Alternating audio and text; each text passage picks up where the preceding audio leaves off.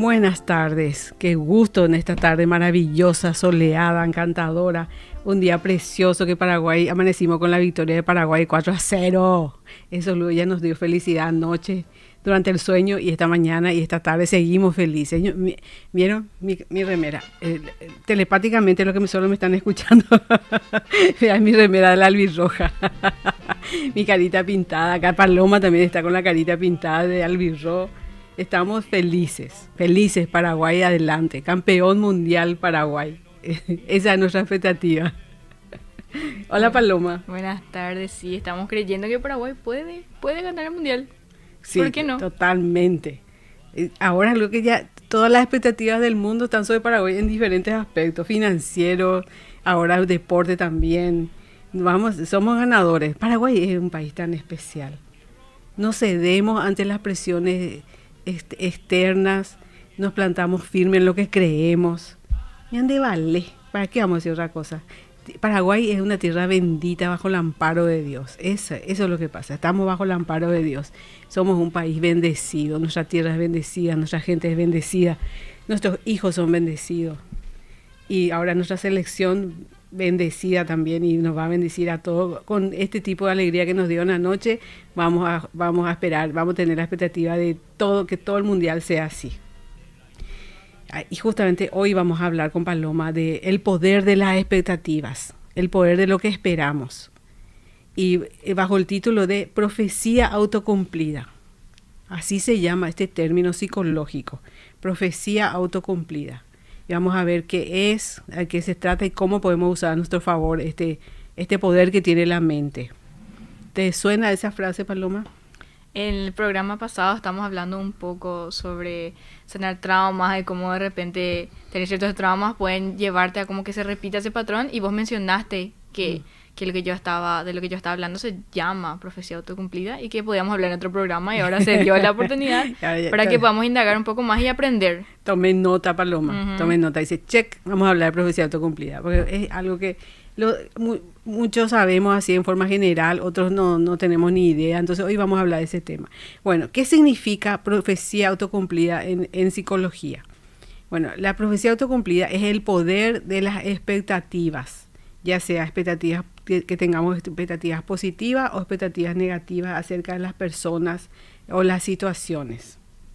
Y les quiero leer acá justamente una parte de un libro que se llama Teoría Social y Estructura Social del doctor Robert Merton. Da la siguiente definición de profecía autocumplida. Dice, la profecía que se autorrealiza es, al principio, una definición falsa de la situación, que por sí misma hará que la falsa concepción se vuelva verdadera.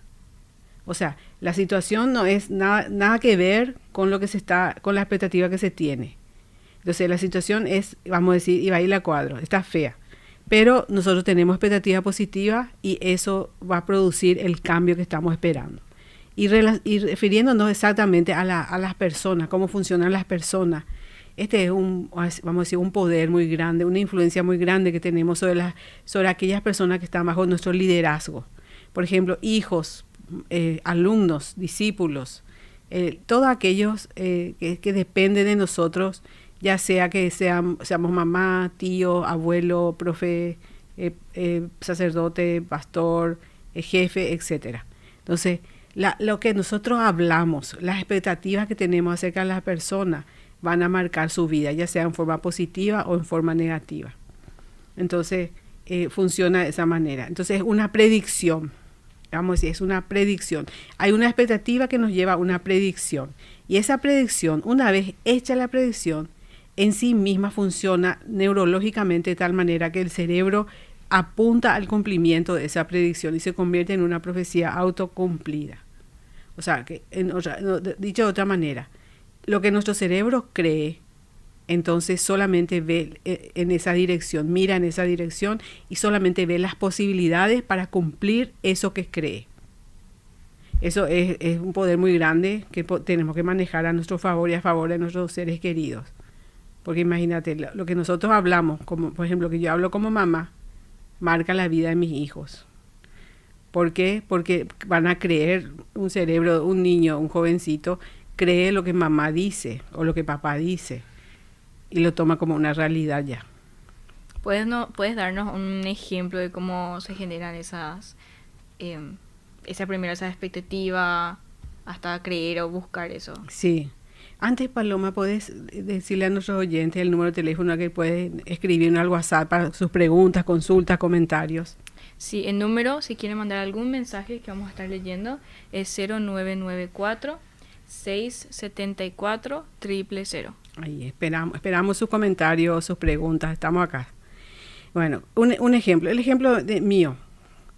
Cuando tu hermano mayor, mi hijo, Andy, cuando mi hijo era niño, en ese tiempo yo trabajaba con orientales, enseñaba particular a mis niños chinitos.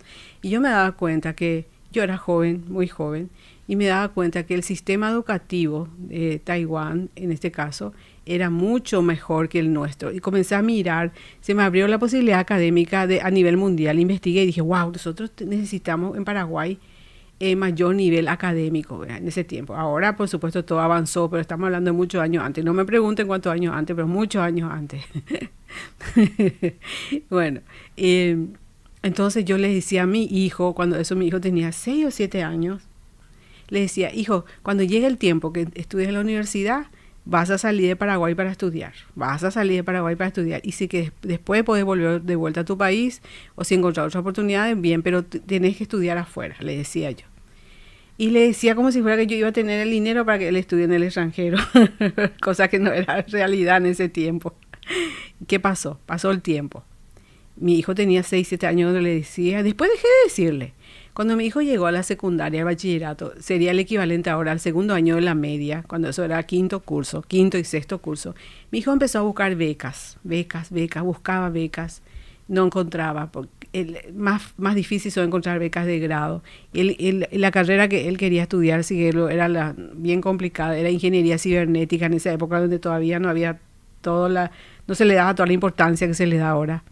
Ingeniería cibernética, no encontraba beca. Ese año del segundo año de la media buscó beca, no encontró. El tercer año de la media tampoco encontró beca. Termina la secundaria y no encontró. Entonces él hizo el cursillo para ingreso a la Politécnica. Su plan B era ingeniería informática. Hace el cursillo, ingresa a la universidad y empieza. Y nos olvidamos, dicho de alguna manera, nos olvidamos de la idea de que él salga al exterior. Pero él siempre quería salir, siempre. Siempre él estaba así con ojitos mirando a otros lados donde ir a estudiar. Y yo no tenía el dinero para pagarle para que él vaya a estudiar en el extranjero. Y recuerdo un día, él estudió en el CEPB, es un exa del CEPB, Colegio Experimental Paraguay-Brasil. Terminó y en diciembre se fue a buscar sus papeles, le encuentra a su compañero ahí y volvió feliz volvió del colegio. Y me dice, mami, fulanito ya se va a ir a estudiar a los Estados Unidos, dijo su compañero, su socio. Se va, y él feliz por su amigo, porque la familia de su amigo sí tenía dinero para pagarle sus estudios en los Estados Unidos. Entonces él estaba feliz. Y a mí mi corazón hizo así tiri, hizo tiri, porque yo no podía mandarle a mi hijo a estudiar. Y le dije, qué bueno. Y dije, muy bien, hijo, qué lindo. Después entré en mi pieza. Permiso, le dije. Entré en mi habitación y le confronté a Dios. Le dije, Señor, le dije, vos me dijiste que Andrés se llama mi hijo, que Andy es tu hijo, le dije, y tu hijo quiere ir a estudiar en el extranjero. Y le dije, así que resolvé con él, es tu problema, porque es tu hijo, le dije. Di un portazo y salí. En ese tiempo, bueno, ahí archivé el tema. Mi hijo se quedó en su corazoncito frustrado, pero siguió adelante. Hizo el primer semestre, segundo y tercer semestre en la Politécnica, súper bien. Y al finalizar el tercer semestre, en ese tiempo yo trabajaba en un colegio, me voy a mi trabajo, llego tempranito, 7 menos algo, buen día, saludo, y la secretaria me llama. Tenía la computadora prendida y me dice, Yami, vení, te voy a mostrar algo. Sí, ¿qué? Le dije. Me acerco y me dice, vino el presidente mexicano y trajo 100 becas para paraguayos. ¿Será que a tu hijo le interesa? Me dijo.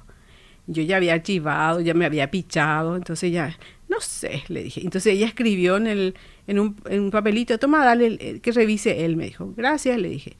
Esa noche le dejé a mi hijo el papelito. Le dije, hijo, bueno, realmente a mi hijo le digo, Hijim, le dije, Hijim, revisa si esto te interesa. Desde ese momento, desde ese día él se puso en campaña, claro que le interesó, se puso en campaña y en 22 días, literalmente en tiempo récord, yo vi como un avión de la Fuerza Aérea Mexicana ya le llevaba a mi hijo. Él no dudó un segundo, él no dijo, ¿qué voy a hacer? Le dejó a mi mamá sola. No, él tenía que salir al exterior a estudiar. Y en esa madrugada, camino al aeropuerto, le dije yo, hijín, ¿vos te acordás, verdad, que yo te decía que tenés que salir de Paraguay a estudiar? Y me dijo, ¿qué? Me miró así con una cara de, ¿qué? No, yo no me acuerdo, me dijo. Yo creí que porque vos te acordabas y obediente a tu madre quería salir, le dije. No, mamá, me dijo, vos me decías que yo tenía que salir a estudiar al exterior, la universidad. Sí, le dije, wow, ¿qué otra cosa más me dijiste? Me dijo. Y yo le dije, eso queda entre Dios y yo, le dije. Y se fue mi hijo a estudiar. Entonces, a pesar de todo, hizo un examen de 6 horas. 6 horas duró el examen, desde las 9 de la mañana hasta las 3 de la tarde. No había papel para pasaporte para los becarios en ese tiempo. No sé cómo, de dónde Identificaciones consiguió papel de algún lado de países vecinos. En un día le hicieron toda la documentación a nuestros paraguayitos y se fueron a estudiar a México. Dicho sea de paso, ahora él está haciendo su doctorado en su área en México otra vez, ¿verdad? En este mismo momento está en México. Y eso fue justamente, literalmente ahí yo dije, tomé conciencia del poder de un mandato, porque lo que yo le dije a mi hijo, lo que hice con mi hijo al decirle, vos tenés que ir a estudiar al exterior cuando llegue el tiempo de la universidad, eso en psicología se llama mandato, fue una orden a su cerebro. Y esa orden nosotros le podemos dar en forma, o sea, totalmente nosotros consciente o inconscientemente, a veces no dimensionamos lo que hablamos y el mandato que damos. Y fíjense en esa palabra, en psicología se le llama mandato, o sea, orden. Lo que mamá, papá, el profesor, el líder dice es una orden para el cerebro de la persona que está bajo su influencia. Y es peligroso si damos un mandato negativo. En mi caso fue un mandato positivo, pero imagínense si que un papá le dé un mandato negativo a su hijo o a su hija. Yo tuve casos así, vi casos así cuando enseñaba en la universidad. En una universidad muy buena estuve yo, donde se le brindaba becas a los estudiantes, becas de trabajo tenían y ellos tenían toda la posibilidad de estudiar tranquilos. Recuerdo que una jovencita me dijo, estaba primer semestre de una carrera X, y me dice, profe, a mí mi papá siempre me dijo que yo nunca iba a tener un título universitario porque nadie en mi familia nunca tuvo. Ese es un mandato. Ese es un mandato. No podemos debemos estar conscientes de lo que decimos, porque lo que hablamos acerca de la vida de nuestros hijos es un mandato para su mente. ¿Qué pasó? Esta chica después desapareció de nosotros, ya no se fue a clase, con el correr del tiempo apenas terminó ese semestre y ya no volvió para el próximo semestre. O sea que a lo mejor, Dios quiera que no haya cumplido el mandato, pero por lo menos en ese tiempo cumplió el mandato. No siguió sus estudios universitarios. Y de esa manera es peligroso lo que hablamos si no tomamos conciencia del poder que tiene lo que hablamos a las personas que están bajo nuestra autoridad. Eso es lo que se le llama también autosabotaje. Autosabotaje, lo que le pasó a esta chica. Bueno, hubo otro caso que directo autosabotaje, también en la misma universidad, la misma situación. Tenía también mandato que en su familia no había nadie que tuvo una carrera universitaria finalizada, y muchas veces se le inconscientemente a la persona que está avanzando en un sistema familiar donde nadie nunca avanzó en esa área, entonces se le comienza a dar el mandato de que va a ser un traidor si avanza. Entonces, o sea, va a haber una deslealtad familiar y nadie quiere ser desleal. Y esto todo a nivel inconsciente. No, es que la persona dice, no quiero ser desleal a mi familia, por eso dejo de estudiar. No, conscientemente quiere estudiar, conscientemente quiere tener un título universitario, pero nadie en su familia tuvo, le dicen que nadie lo tuvo, o sea que en nuestra familia nadie tiene, no sé cómo vas a hacer, acá no te podemos pagar la universidad, vete vos, ¿verdad? Y como en esta universidad, es la Universidad Evangélica del Paraguay, en la FASE, hay becas, muy buenas becas, Muchísimos chicos que de otra manera no hubiesen podido estudiar, finalizaban sus estudios ahí. Entonces no tenían la excusa de no hay dinero. Pero ¿qué hizo otra jovencita con ese mandato de no tener que terminar la carrera? Un día se embarazó. Y me dijo, profe, qué pena, profe, ya no voy a poder seguir mis estudios porque estoy embarazada. ¿Quién le va a cuidar a mi bebé? Yo voy a tener que quedarme a cuidar a mi bebé. Sorry. O sea, ya no puedo. Eso es un autosabotaje. Eso ocurre todo inconscientemente. Todo a nivel inconsciente, ¿verdad? Entonces ella se convirtió en madre soltera, dejó sus estudios universitarios con becas porque tenía que cuidar a su bebé y cumplió el mandato familiar y siguió siendo inconscientemente leal al mandato familiar de que nadie en esta familia tiene un título universitario. Imagínense, todos decimos, pero ¿cómo los padres van a pensar eso? Todos queremos que nuestros hijos prosperen. Yo les digo, gente linda, que no todos. Hay casos y casos. Que les cuente yo, que muchísimos tengo esos casos, ¿verdad? Entonces, un autosabotaje sucede cuando hay que cumplir un mandato negativo. Cuando hay que cumplir un mandato negativo, sucede entonces un autosabotaje. Por ejemplo, especialmente cuando va a haber cambios profundos, por ejemplo, un cambio de trabajo. Se le ofrece a la persona un trabajo mejor donde va a tener muchas más posibilidades de prosperar. Pero hay un mandato de nosotros somos pobres, nosotros no somos la gente de la alta, diferentes tipos de mandatos negativos. ¿Qué hace? Por ejemplo, una forma de autosabotaje es, justo se enferma, o justo sufrió un accidente, y qué lástima, no va a poder trabajar en el nuevo lugar porque sufrió un accidente. Y se autosabotea así, inconscientemente.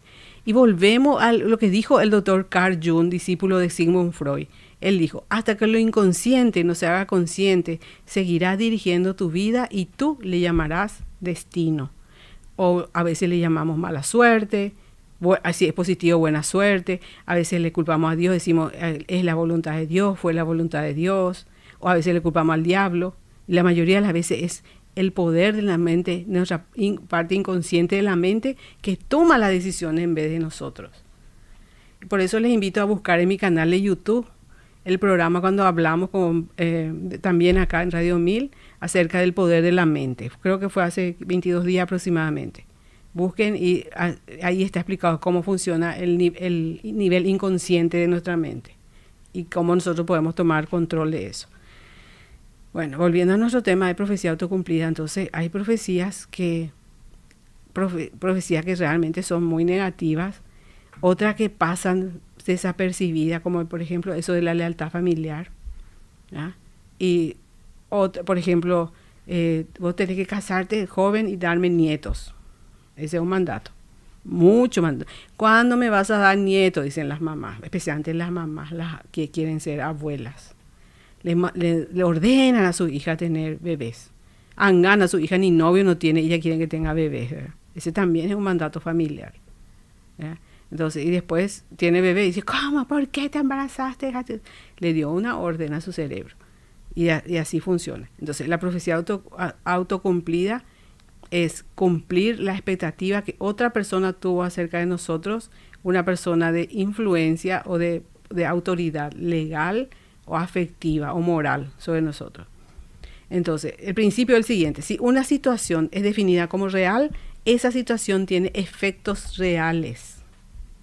Como cuando recuerdo que hace unos años antes corrió el rumor de que un banco quebró acá en Paraguay. Creo que era, bueno, no voy a mencionar el banco, tal banco quebró, corrió el rumor.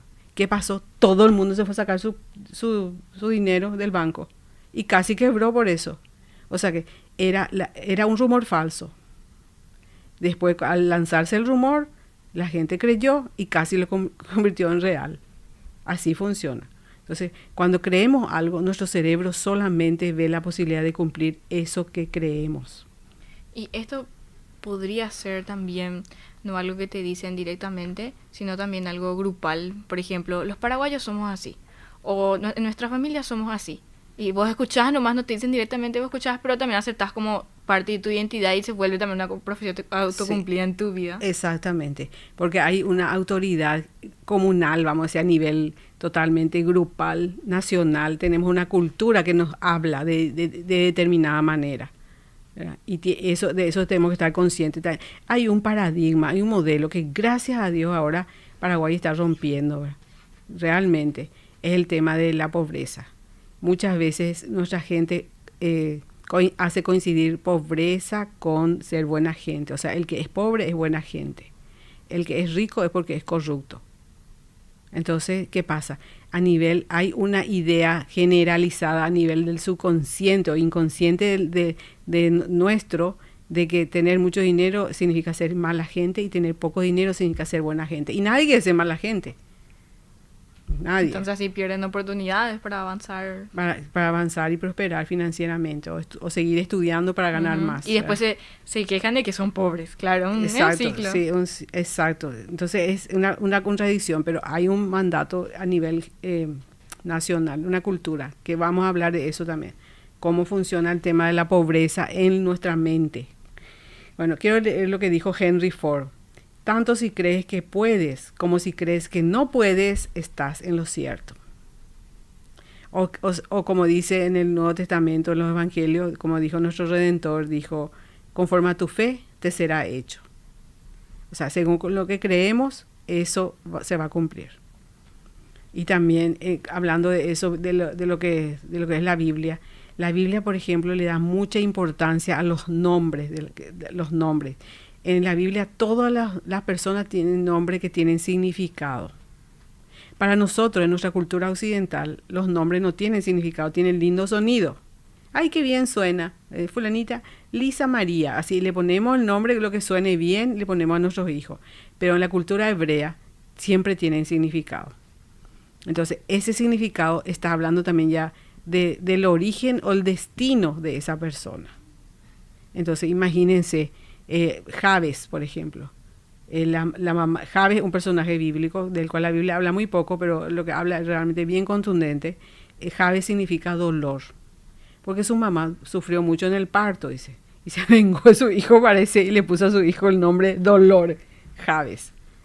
Entonces Jabes le pide ayuda a Dios, le dice, bendecime, le dice, y le pide a Dios su bendición extra, porque seguro él estaba consciente del nombre que él tenía, que constantemente Dolor, imagínense llamarle a tu hijo Dolor. Y hay personas que le llaman a sus hijas Dolores. ¿Conociste a alguna persona que se llama Dolores? Dolores, yo conocí Soledad, por ejemplo. ¿Verdad? Soledad, por ejemplo, estamos nosotros enunciando no solamente un nombre, no solamente lindas palabras, estamos enunciando posiblemente un destino para nuestros hijos. Así que tengamos cuidado con los nombres que les ponemos. Qué interesante. Volviendo también a las creencias, cuando estaba aprendiendo, yo me estaba entrenando como coach, algo que nos enseñaron es, no hay creencias correctas o incorrectas. Si vos tenés una meta, una visión para tu vida, elegí creencias que te sean útiles para llegar a ese objetivo. No, muchas veces tomamos como lo correcto y lo incorrecto dependiendo de qué aprendimos en la familia, nuestro país, la gente alrededor nuestro, pero es tener un objetivo, descartar, olvídate de todas las creencias que no solamente no te impulsan, sino que te limitan, y elegí esas que te van a impulsar, que te van a lanzar a alcanzar esa visión que tenés para tu vida o esas metas específicas. Sí. Es impresionante el tema de las creencias. Y cosas así que hablamos de repente parecen tonterías o parecen cosas que pensamos nomás sin reflexionar acerca de lo que significa. Pueden marcar vidas. Vamos a ver ahora cómo actúa la profecía autocumplida, cómo funciona esto. Bueno, primero, una persona de autoridad legal, moral o afectiva emite un juicio. O sea, dice algo sobre la otra persona, sobre la persona que está bajo su influencia. Ese juicio puede ser verbal, hablado, puede ser también actitudinal, ojo, especialmente mamis y papis que son sobreprotectores. Los que son sobreprotectores y por ejemplo, no dejan que su hijo haga nada, no haga esto, no te vayas acá, no te vayas allá, no vaya a salir mi hijo porque, o sea, constantemente esa sobreprotección le está diciendo a ese niño, a ese jovencito, le está diciendo, vos no podés cuidarte, yo tengo que cuidarte. O sea, le está dando ya un mandato que es actitudinal, que no es verbal, pero que hace el niño, el joven, hace la lectura. Dice que yo no puedo porque siempre mi mamá, mi papá son los que me tienen que llevar, traer, tienen que estar conmigo, o yo no puedo cocinar porque yo no sé lo cocinar, porque yo me puedo quemar si cocino. Porque mamá no vaya, salgan de mi cocina, se pueden quemar, van a hacer esto, no, Dios, ¿qué les pasa? Se cortan con cuchillo, no. Entonces la sobreprotección también es una manera de dar un mensaje. O sea, el mensaje es hablando mal y rápido, o sea, sos un inútil, no te puedes cuidar solo. Yo te tengo que cuidar. Imagínate, Paloma. Yo no fui sobreprotectora contigo, era Paloma. Bueno, no contestes. Que entre vos y Dios.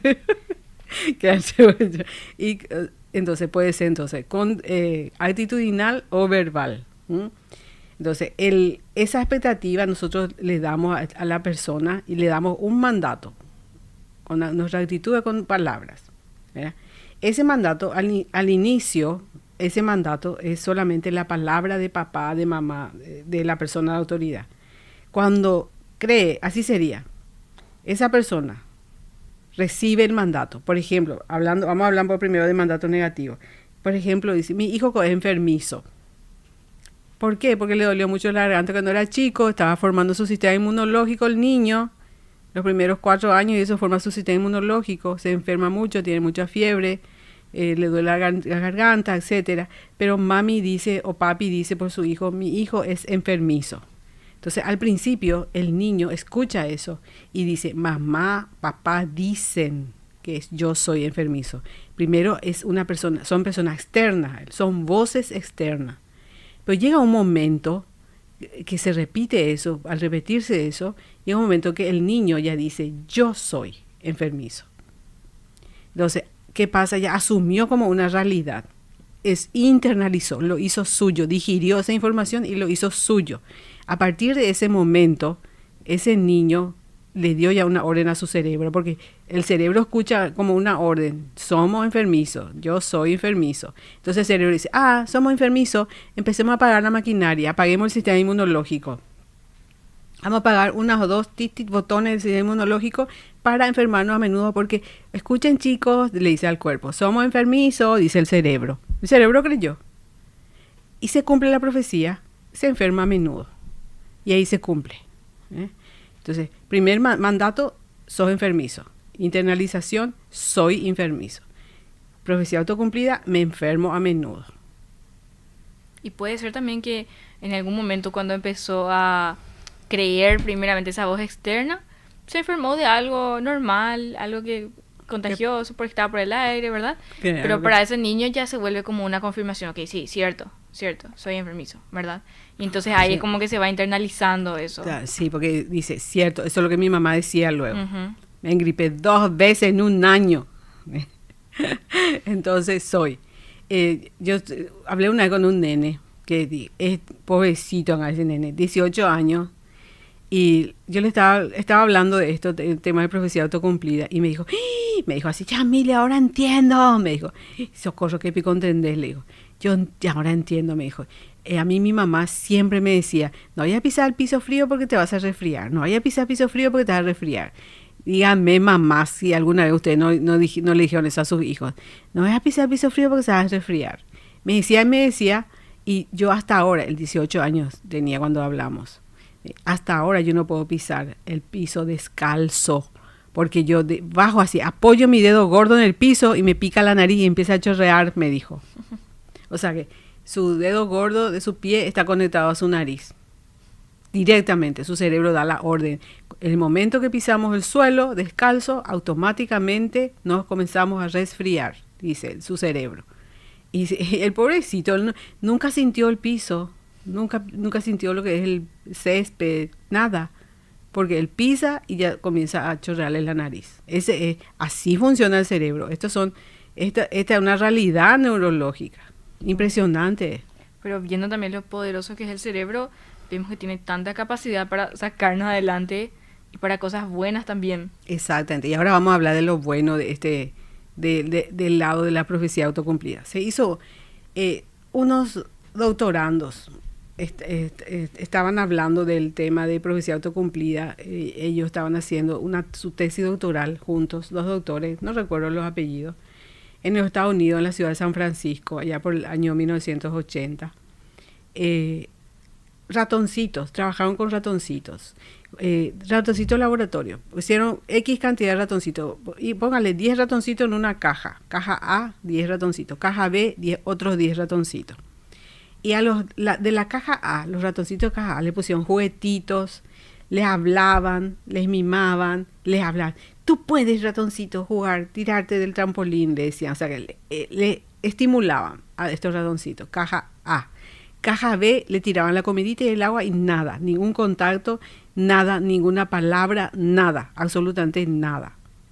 Entonces, le dejaron por ese tiempo. Calculen más o menos 6 meses así. Después de esos 6 meses, le mataban a los ratoncitos y le pesaron su cerebro. Y encontraron que aquellos ratoncitos que fueron estimulados positivamente, esos ratoncitos tenían un 30% más de masa cerebral que aquellos que no fueron estimulados. Y ellos dijeron, wow, dijeron, ¿y si esto hacemos con seres humanos sin matarle y pesar su cerebro? Si probamos con personas, dijeron ellos. Y vamos a hacer, dijo. Ok, consiguieron el permiso estatal, hicieron en la Bahía de San Francisco, eligieron al azar 90 estudiantes de diferentes instituciones educativas de determinado año escolar y le llamaron a estos 90. Y eligieron al azar 3 profesores de la Bahía de San Francisco, también totalmente al azar. Le llamaron a una reunión a los 90 estudiantes y a los 3 profesores. Y en esa reunión, ¿qué hicieron? En esa reunión le dijeron a ellos, le dijeron, nosotros les llamamos hoy aquí porque ustedes son los mejores estudiantes de San Francisco y ustedes son los 3 mejores profesores de San Francisco. Queremos hacer un experimento con ustedes. El experimento consiste en colocarle a los mejores profesores, ustedes, y los mejores estudiantes, ustedes chicos, en un aula todo un año lectivo para saber qué va a salir de eso, al ponerle a los mejores ahí. Y aceptaron, hicieron el experimento, todo un año lectivo, y los 90 estudiantes elegidos al azar y los 3 profesores elegidos al azar, pero que creían que eran los mejores porque así le dijeron las autoridades científicas, al término de ese año lectivo tuvieron un 40% más, estadísticamente fueron 40% más que todos los estudiantes de todas las instituciones de San Francisco. Y dijeron, wow, ¿qué es lo que pasa aquí? Dijeron, las expectativas positivas que hacen que las personas cumplan esas expectativas más allá de los límites que ellos creían tener. A esto se le llama en efecto Pigmalión. Entonces, ¿qué es el efecto Pigmalión? Es esperar directamente algo positivo y hacer que eso suceda y naturalmente la persona va a lograr esos objetivos. Entonces, las expectativas positivas llegan a profecías autocumplidas positivas también. ¿Por qué se le llamó efecto Pigmalión? Pigmalión era en la mitología griega un escultor que hizo siempre, él nunca encontraba a la mujer perfecta.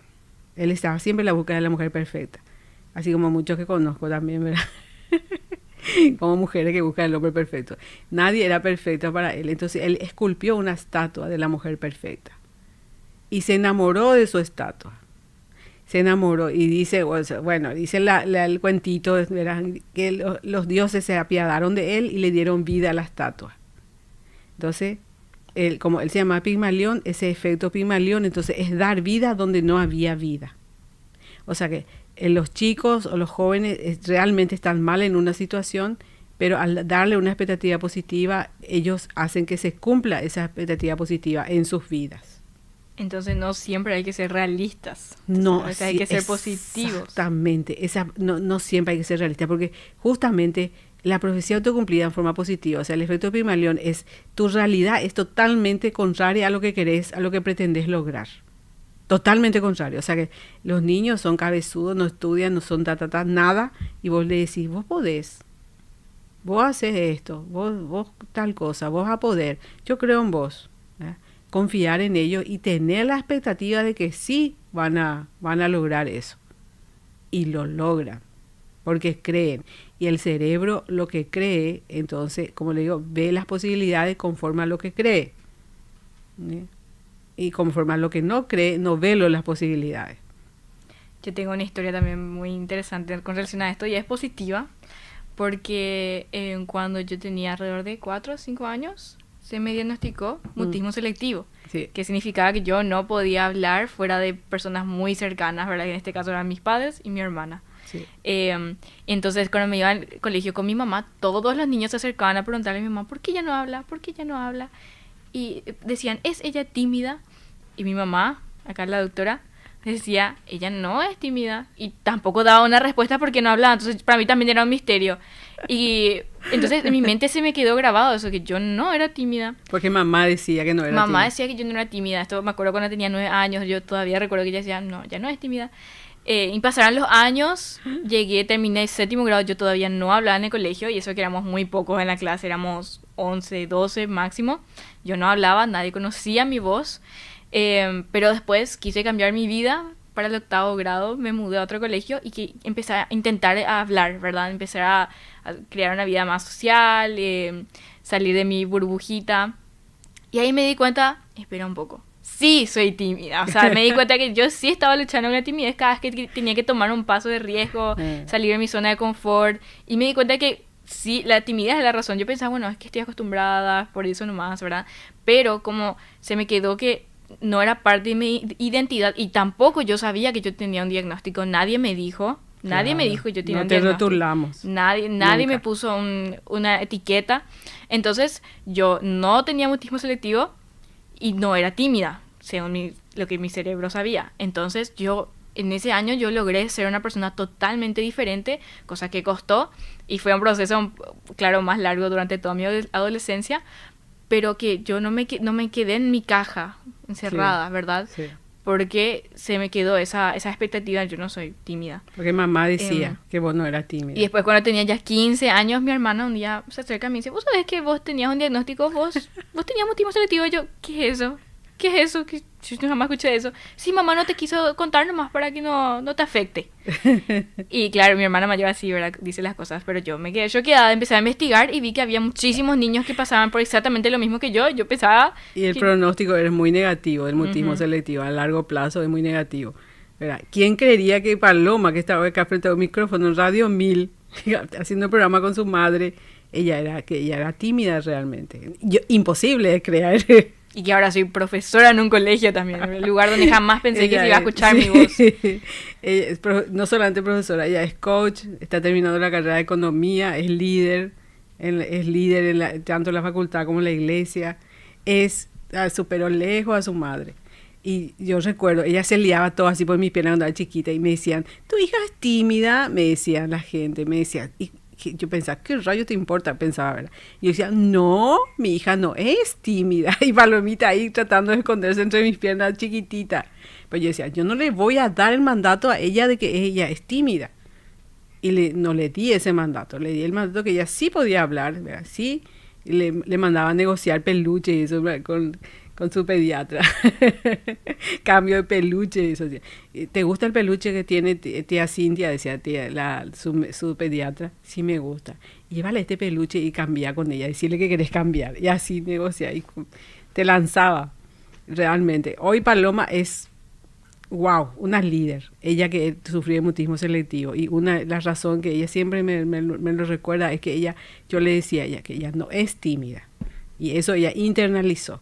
Imagínense si yo le decía que era tímida o le daba un rótulo y le decía, no, vos sufrís mutismo selectivo. No, se podía quedar así. Hoy ella habla hasta por los codos con cualquiera. Evangeliza en las calles, en las plazas, en los shopping, en los hospitales, en el campo de la UNA. ¿Ya? Y digo yo, wow. Y entre paréntesis, eso. También en ese tiempo, una cosa era lo que yo le decía a Paloma, pero mi corazón de mami sufría mucho al verle ella así, ¿verdad? Y un día yo estaba hablando con Dios de ese tema y llorando. Yo estaba pidiéndole a Dios que Dios haga algo con Palomita, que ella ya no tenga mutismo selectivo, y estaba llorando. O sea, yo estaba hablando con Dios, orando, angustiada. Y Dios me retó, no me consoló. Eso para mí fue toda una experiencia. Me dijo, ¿por qué lloras? Me dijo. Así me dijo, ¿por qué lloras? Y yo rápido sequé mis lágrimas. Y me dijo, porque alabame por lo que yo voy a hacer en ella y por medio de ella, me dijo. Y rápido yo, alabaré, alabaré, alabaré, alabaré. Porque si Dios me está sacudiendo. Entonces también fue una lección de fe. Que aunque por eso, justamente en la profecía autocumplida, en el efecto Pigmalión, en lo positivo, son formas de usar nuestra fe. Porque vamos exactamente en contra de la realidad, en contra de lo que nosotros estamos viendo. Vemos una realidad y nosotros queremos cambiar esa realidad y hablamos en forma positiva. Palomita era tímida, pero yo jamás le dije que era tímida. No, al contrario, le trataba todo lo posible de lanzarle a que hable, ¿verdad? A que actúe. Y ahora es impresionante todo lo que Dios ya hizo en su vida y todo lo que ella hizo y sigue haciendo por medio de ella también. Entonces, a usar el efecto Pigmalión es un acto de fe, es creer en Dios. No creer lo que ven nuestros ojos, es creer lo que Dios dice de nuestros hijos o de nuestros discípulos, todo lo que está bajo nuestro cuidado. Entonces, no vamos a hablar con palabras negativas conforme a la realidad, porque muchas veces rotulamos conforme a lo que vemos. Rotulamos, decimos, el coangano es malo en matemáticas, decimos, ¿verdad? El no va a estudiar una carrera universitaria, alguna carrera técnica nomás por ahí, máximo, le decimos, ¿verdad?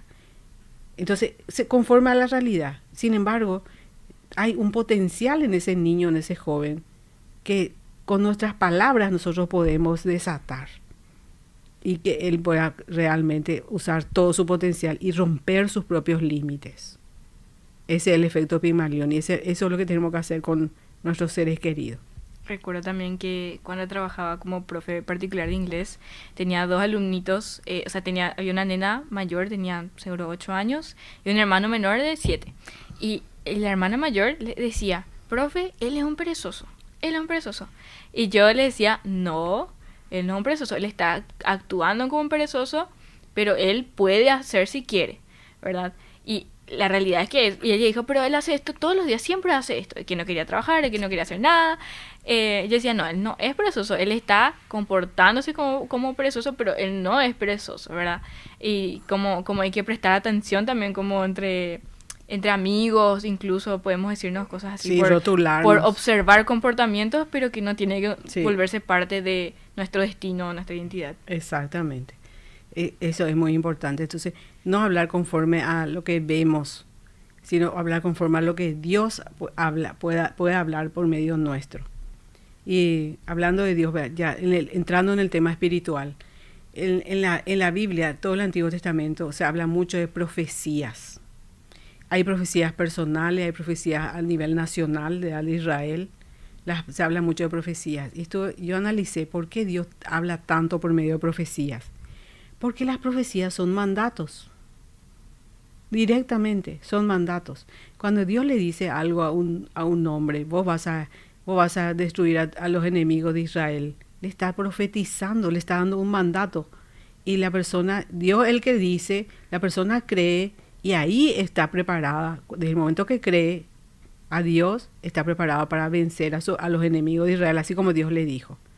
Entonces, Dios usa la palabra profética para programar la mente de su gente, de su pueblo, para que puedan ellos cumplir su propósito, el propósito que tienen en su vida a nivel personal y cumplir el propósito para el reino de Dios también. Y por la misma razón es lo que condena, odia luego a los falsos profetas, a los adivinos, a los espiritistas, a los agoreros, todos aquellos que tratan supuestamente de leer el futuro. ¿Por qué? Porque dan una falsa idea, le quitan el propósito de Dios a esas personas, porque las personas van a cumplir eso que se les dijo. ¿Cuántas veces yo escuché personas que me dijeron, sí, yo me fui junto a un adivino y me dijo que yo me iba a morir a los 40 años? Así le dicen, por ejemplo, ¿verdad? Que haga todo lo que tenga que hacer porque a los 40 años yo tengo que partir. Eso es un mandato.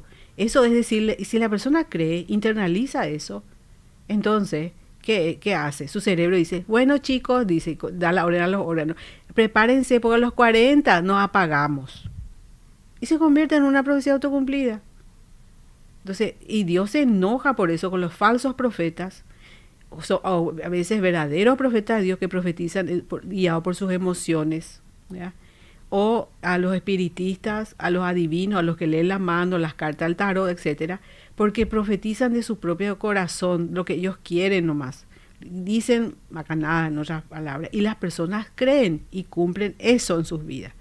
Entonces les quita de la voluntad de Dios a esta persona. Tengo una historia también con relación a eso, que literalmente es algo así que se cumplió. También yo le enseñaba en particular a un adolescente. Ella me contaba todos sus chismes adolescentes, ¿verdad? Y un día su mamá le lleva con uno de estos adivinos, le lee, no sé si la mano, no sé bien qué le lee, pero le lee el futuro y dice, vos vas a enamorarte de una persona que ahora mismo odias, alguien que no te cae bien y que es prohibido, y te vas a enamorar. Y ella dice, profe, para mí que es tal compañero es prohibido porque ahora mismo está con otra chica y no me cae bien, siempre nos peleamos. Bueno, pasó un año más o menos, me reencontré con ella y me dice, profe, estoy de novia con tal. Y era el fulanito que no le caía bien, terminó con la otra chica y ahora está con ella. Ya. Entonces, de alguna forma, que antes jamás no le gustaba ni nada, era la persona con quien siempre se peleaba, que deseaba que ojalá no esté en su mismo colegio ni nada, y ahora están juntos. O sea, se cumplió lo que dijo la Se divina. cumplió lo que dijo la divina. Sí, y eso es porque su mente creyó, no porque el adivino tenga un poder especial, sobrenatural, porque la mente de la persona que recurre a un adivino cree. Por eso no recurran a adivinos, no vayan donde se les tire las cartas, no dejen que se les lea las manos, porque aquello que les dice, eso su cerebro, si cree y le dice algo negativo, amónteme, se va a cumplir. ¿Sí? Entonces, confíen en Dios. Busquen que Dios le hable de sus vidas y Dios siempre les va a hablar palabras positivas. Dios nunca les va a hablar de un destino negativo, sino que al contrario, dice, Dios dice en la Biblia, yo sé los pensamientos que tengo acerca de ustedes, pensamientos de bien para darle esperanza y un futuro brillante. Y con Dios siempre lo mejor está por llegar, ¿verdad? Entonces, si nosotros creemos algo negativo, porque alguien nos profetizó mal, alguien nos adivinó la suerte, el destino, ¿verdad? Ahí vamos, ¿qué estamos haciendo? Y Dios tiene un destino bueno para nosotros, por un lado. Dios tiene un destino bueno para nosotros, siempre tiene un destino bueno para nosotros. Pero el brujo, el adivino, el médico, el curandero, ese me dijo que yo me iba a enfermar, que yo iba a tener 3 hijos y que 2 lo iban a morir. Todas esas cosas, tragedias que anuncian, entre cosas positivas o negativas que anuncian. Si yo creo eso, entonces mi cerebro va a hacer que yo sabotee la voluntad de Dios si yo le creo al brujo.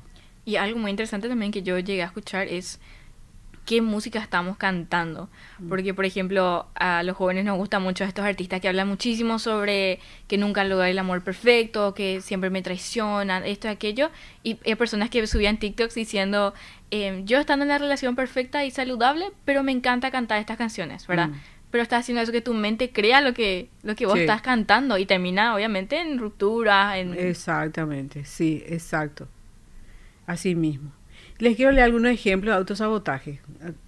Pequeño ejemplo. Todito está basado en la vida real, por supuesto, sus nombres están cambiados. Juan dice, ejemplo, 1. Juan tiene una cita con una chica que le gusta mucho. Sin embargo, momento antes de la cita se siente mal físicamente y la anula. No se va a su cita. ¿Qué puede ser la profecía que tenga en su cabecita? El mandato que tenga en su cabecita, Juan. Vos no podés tener, vos tenés que quedarte solo, por ejemplo. Todas las mujeres son malas, no hay entrar en una relación seria. Cualquiera de esos mandatos negativos hacia una buena relación. Segundo, María ha iniciado un nuevo proyecto de trabajo que puede suponer un gran cambio y avance en su vida, pero nunca tiene tiempo de acabarlo. Y María dice, yo siempre procrastino, no sé por qué, se está autosaboteando. Es miedo al éxito. No siempre es miedo al fracaso lo que una persona tiene. Miedo al éxito, muchas personas tienen también. ¿Qué voy a hacer cuando llegue a lo alto? O voy a ser desleal con mi familia. Tercer caso. A Inés le ofrecen una beca de estudios universitarios. La toma, pero poco después se embaraza, el caso que yo dije, y no puede seguir estudiando. Esto es autosabotaje. Otro. Ana tiene un novio que la ama y quiere casarse con ella, pero ella lo engaña con otro. Él la descubre y termina la relación. Realmente no quería casarse Ana, al menos con ese hombre. Y quizás no se atrevía a decirle o tiene alguna idea, un mandato en contra de la idea del matrimonio. Otro, Pedro está por recibir un ascenso y justo sufre un accidente. y qué pena, por el accidente no va a poder tomar el ascenso. Esas son formas de autosabotaje. Entonces, ¿qué hacemos? Tratar, uno luego pedirle a Dios que nos muestre lo que hay en nuestros corazones. Por eso dice la Biblia, engañoso es el corazón más que todas las cosas. ¿Quién lo conocerá? Dice, hace una pregunta. Y la respuesta viene enseguida. Dice, Dios conoce la mente y el corazón del hombre.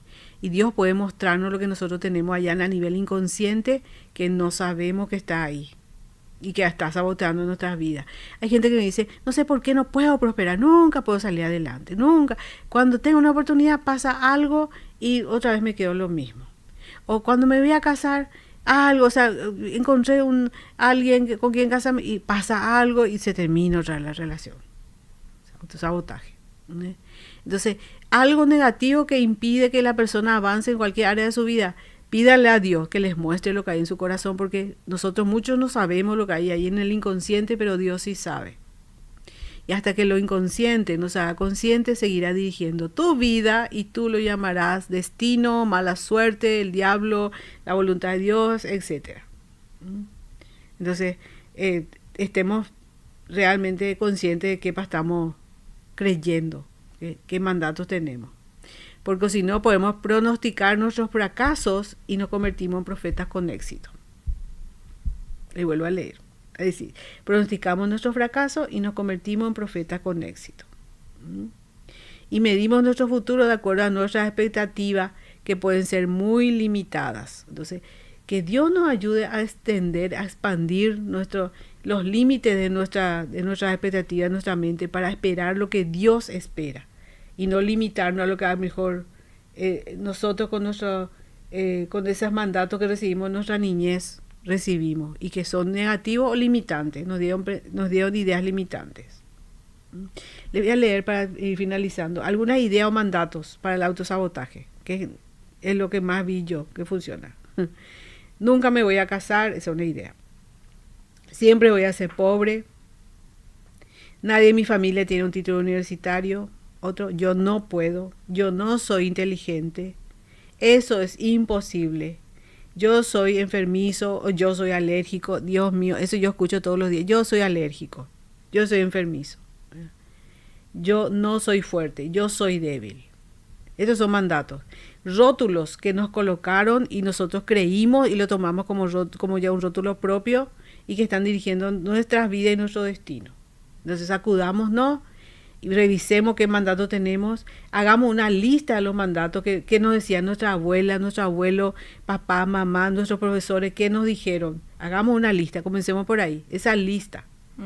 Y la próxima semana vamos a hablar un poco de pensamientos, ideas limitantes. Vamos a introducirnos más en las ideas limitantes. Hagan su tarea, busquen mandatos familiares que tengan ustedes, mandatos de líderes que hayan tenido cuando niños, adolescentes, y van a darse cuenta que muchos de esos mandatos hasta ahora estuvo dirigiendo sus vidas. Creo que también hablar de este tema abre mucho nuestros ojos para poder realmente también ser ambiciosos con nuestras vidas, para poder soñar y que esta sea, como dice, esta tarea para descartar todo lo malo, todo lo que nos detiene, nos limita y ahora poder avanzar más, ¿verdad? Sí.